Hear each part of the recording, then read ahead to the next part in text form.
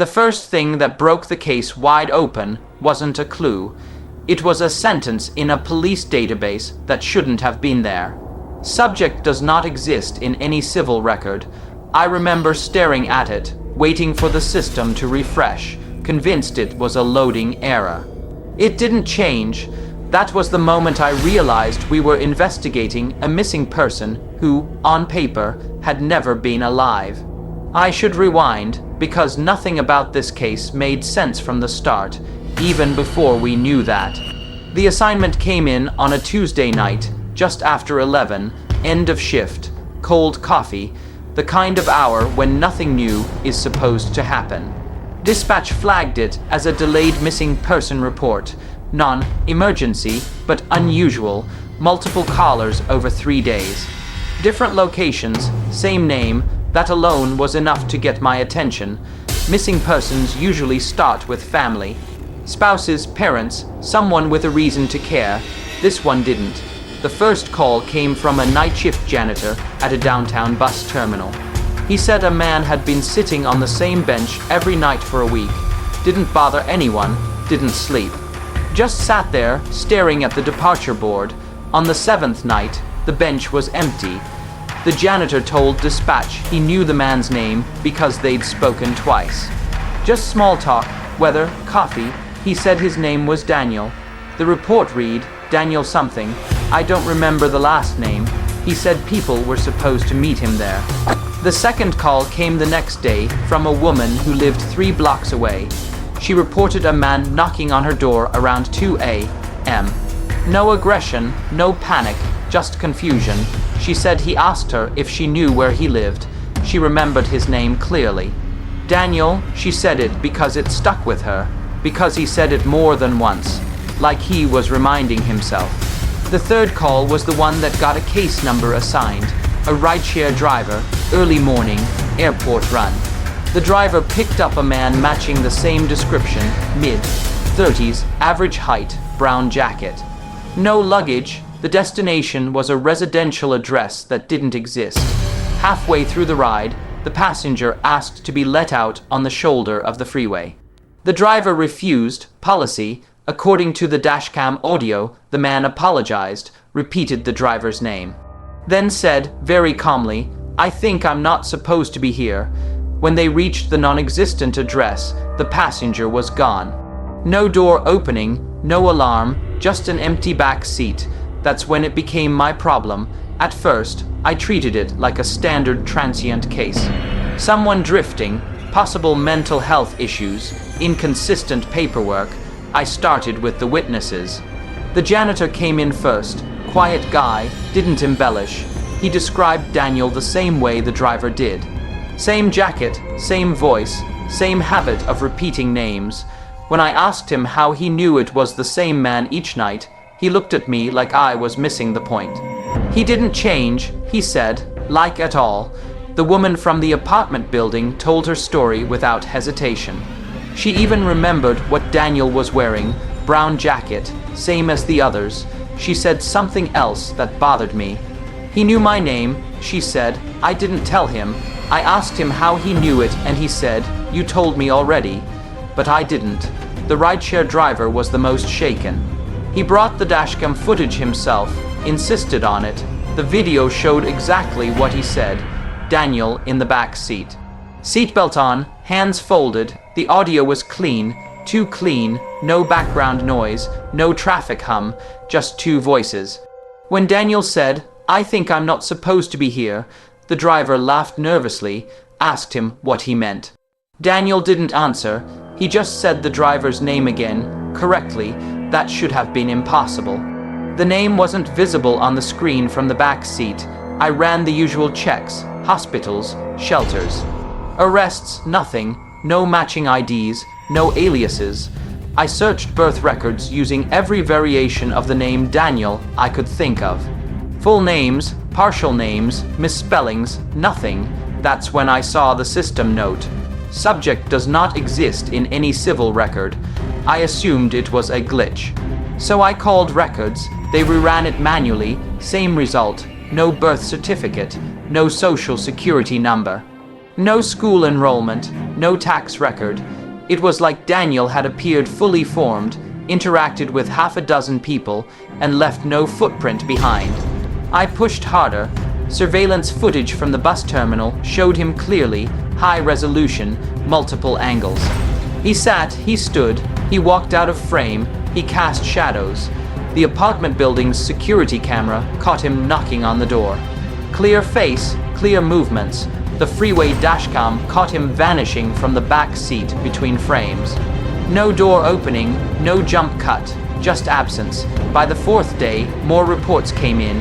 A grocery store clerk remembered him asking where the exits were. A security guard recalled escorting him out of a restricted area he somehow wandered into.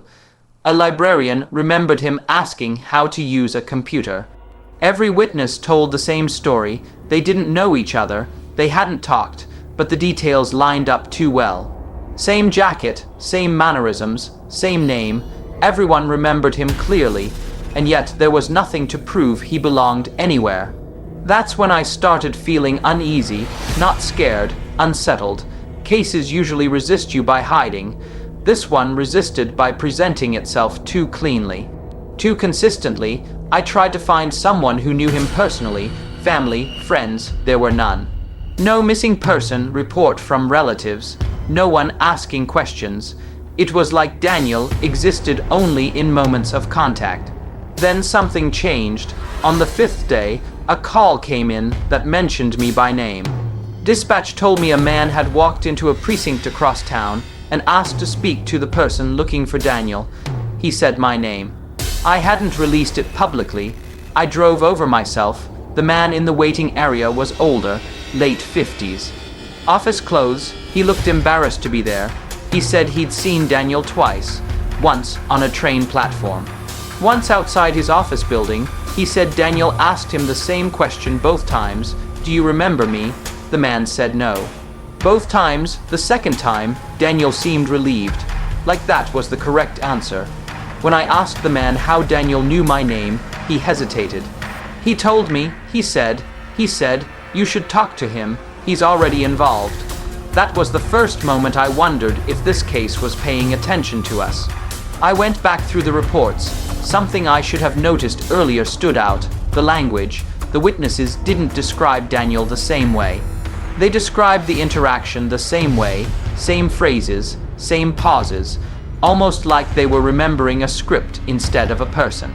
I checked the timestamps. The calls weren't random. They followed my schedule, days I worked late, areas I passed through. I told myself that was coincidence. That's what professionals do. Then I found the internal memo, buried in an archived case from 12 years earlier. Different city, different department, same structure, multiple sightings, same name, Daniel. The investigator on that case had written a note in the margin. Unable to locate subject, records indicate subject may not exist. The case was closed as unresolved. The investigator retired shortly after.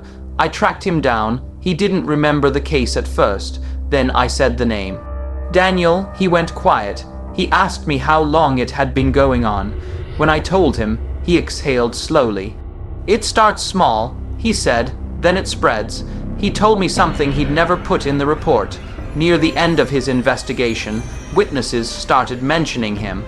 By name, he said the last sighting report came from a man who described Daniel perfectly. Then added, he said you'd be looking for him. The retired investigator told me he started forgetting things after that. Case details, dates, even why he'd been assigned to it in the first place. He said retiring was the only way it stopped. That night, I went home and checked my own notes. There were entries I didn't remember writing. Questions circled, sentences underlined twice. One line stood out. If no record exists, why does everyone remember him? I didn't remember thinking that.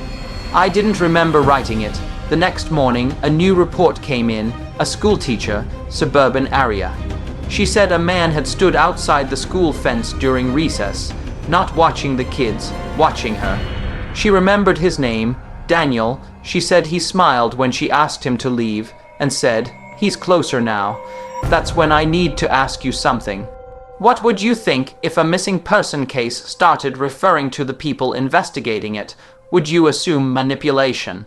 A prank, or would you start wondering if the act of searching was part of the problem? I pulled my badge logs. My access history, I'd been querying the system more than usual, digging deeper, creating more references to Daniel than anyone else. Every report, every note, I was documenting him into existence. The more we searched, the more sightings appeared. The more detailed the memories became, and always no records, no proof, just people remembering someone they couldn't place. I requested the case be transferred, jurisdictional reasons, mental health angle, they denied it. 2 days later, a junior analyst stopped me in the hallway. He asked me why my name was in the witness statements. I told him it wasn't. He showed me a grocery store report filed that morning. The clerk described Daniel asking for help finding an item, then asking, "Do you think he knows I'm still here?" When asked who he was, the clerk wrote my name. I've never been in that store. I closed the case that afternoon, marked it unresolved, insufficient evidence. The sightings stopped within a week. No more calls, no more Daniel, but things didn't go back to normal.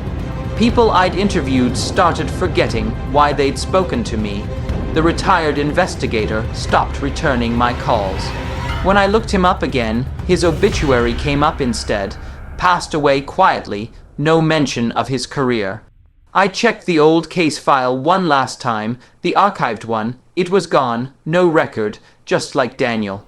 Except for one thing, in my personnel file, there's now a note, added recently, assigned to unresolved missing person case involving non-existent subject, no case number.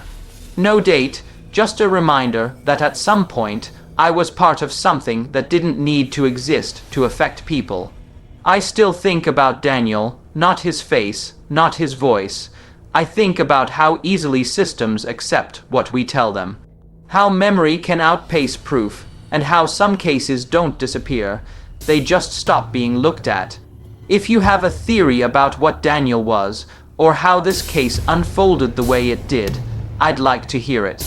Share it in the comments, and if this case unsettled you, even a little, you can let me know by liking the video. Subscribe if you want more files like this. This is Shadow Case Files, and some investigations don't end. They just wait.